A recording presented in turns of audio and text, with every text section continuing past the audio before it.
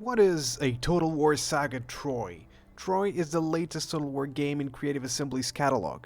It came out with a slight controversy, over its exclusive appearance on Epic Games Store. To make up for it, the Creative Assembly, or CA for short, decided to give the game away for free during the first 24 hours of its release. And oh boy, did people adhere to that. A whopping 7.5 million people downloaded the game for free in just 24 hours. However, I wonder how many players are currently playing it, and unfortunately I cannot find any information about this. Since it launched in August 2020, the game has already seen 2 DLCs, the Blood and Gore DLC and the Amazon DLC that adds more units and factions into the game. And in November 2020, 3 months after its release, it got its multiplayer mode, finally. Alright, but seriously, what is Total War Saga Troy? Troy is a hybrid turn-based and real-time strategy game. It follows the Total War formula to the letter, having a turn-based grand campaign and real-time battles. On the campaign, you'll be able to build up your cities, generate resources, build up some more, and then use the fruits of all this build-up to raise mighty armies and throw them at your enemies. In Troy, you'll be thrown into the epic of Homer's Iliad, but as in any other Total War game, you won't be forced to go on a certain path, as the campaigns are 100% sandbox. You do get some campaign goals, but the game doesn't stop nor punish you from doing otherwise. You'll be able to play as Achilles, Menelaus, Odysseus, Paris, and Hector, for example. Maybe you'll decide to take Helen back, or maybe you'll decide to defend Troy with your own life. Each of these heroes represents a faction, and each faction will have their own unit roster and building types. For example, Hector specializes in heavy units, while Odysseus specializes in more light infantry with hit and run attacks and outflanking maneuvers. On top of that, each faction has a specific mechanic for that faction alone on the campaign that will make that gameplay different from the gameplay with other factions. So this helps keep the game fresh as you try out your different factions in the game. Troy's campaign has some key differences when compared to other Total Wars, though. The overall idea and core mechanics are very similar. But here are some key differences. The addition of gods, prayers, and hecatombs to increase favor with the gods. This favor will then translate into some buffs on the campaign, and you can pray to get some momentary buffs for a few turns as well. I find this as a side system, not something game-changing. You can definitely go up your entire campaign without paying much attention to it. I like it, but I'd love if it was tied to characters and random events on army moves or actions. It's a missed opportunity. For example, events that would pop up as your army moved throughout the campaign, and you'd have to choose one of a few options. Maybe the events that would pop up would depend on the deities you have favor with, or maybe the options for what you do on those situations would depend on your character's favorite deity or something of the sort, but this is not the case. Another system that was fundamentally changed was the resource system. Instead of having money, you have food, wood, stone, gold, and copper. I do enjoy this change because it adds another layer of strategy into the game. During the Bronze Age, bartering for goods was an integral part of societies, and this new resource system represents it in a way that also makes gameplay more interesting, which is always a plus.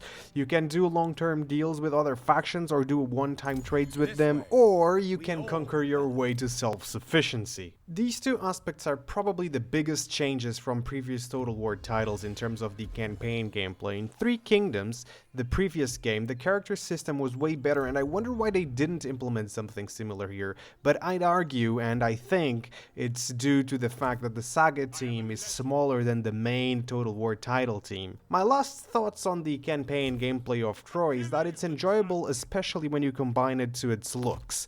It screams Bronze Age Greece with all the iconography and the art style. It gets you in the mood for it. The soundtrack is okay. It's not great, it's not bad, it's just fine.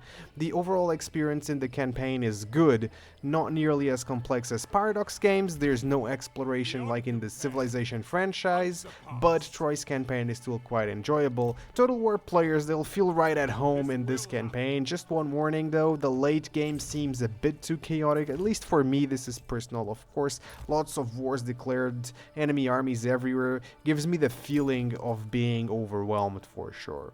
Now, let's go to the battles. The battles are where I think this game really falls flat. And the battles are the main selling point of the Total War franchise. In what other games will you get epic scale battles? None! Total War is where it's at, but it is not at a Total War Saga Troy for sure. For those who are not familiar with Total War, battles happen when you meet an enemy force on the campaign map. You'll then get transported into a real-time strategy game where you control the units you had in your army on the campaign map on a battlefield. You'll then be able to maneuver them in whatever way you deem necessary to defeat your opponent, just like a real general, and that's why I love this franchise. That's why the game is so good. That's why the battles are the main selling point. But why do I dislike Troy's battles? Inconsistencies.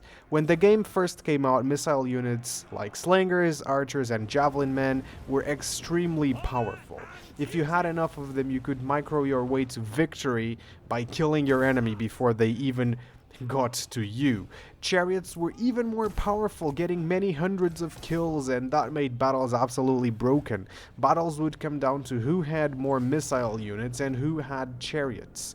Anticipating the multiplayer that came out in November 2020, they patched this so the units weren't so broken. But now, while I feel missile units are better, and they are still a bit too powerful, and chariots just lack consistency. A chariot unit is able to defeat skirmishers at ease, but they are now slower, almost running in slow motion, and can't charge medium or heavy infantry from the front. This is not a bad thing, it makes sense, but they tear some units apart like hot knife through butter, and other units they just stop on impact, which is weird and makes no sense. Another issue is unit collision. Sometimes two units charge past one another, which isn't great. It doesn't look good, and it makes no sense in terms of gameplay. The heroes also feel way too strong, where I'm not able to kill any of them during a battle, and it's quite annoying. Even if they're routing, I have to chase and attack them on the back repeatedly for half the map. The battle maps have a tendency to repeat themselves, and most just have too much foliage for my liking. I like open maps with small patches of trees or bushes with occasional large patches, but definitely not over 75% trees and bushes. I feel like I'm always fighting in Vietnam, but I'm in Greece. Are the battles enjoyable for me?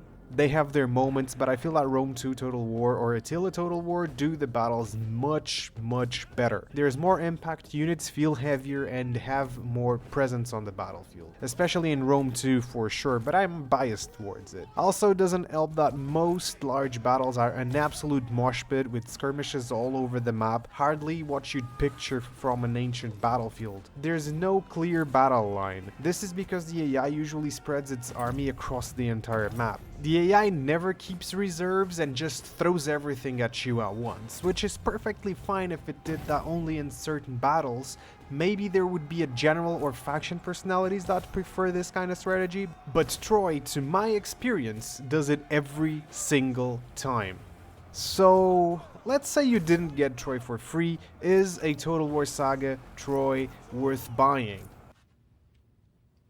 No, God! No! No! No! No!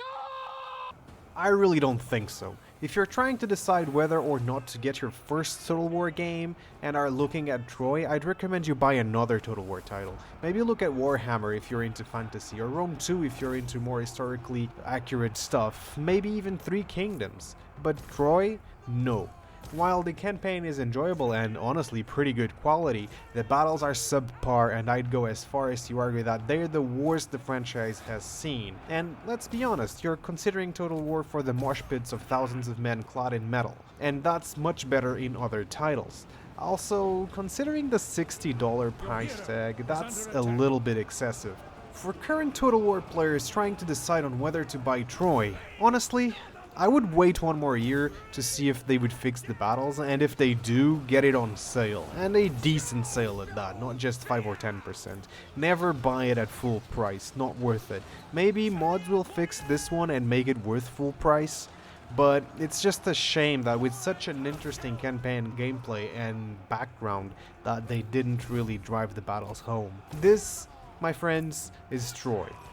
I hope you have enjoyed this one, hope you found it useful, and if you did, definitely press that like button, followed by the subscribe button, and I will see you all on the next video. Your warriors have been righted. Hope you enjoyed this video. Please leave a like, subscribe to the channel, follow me on Twitch, and I'll see you guys on the next one. Thank you so much.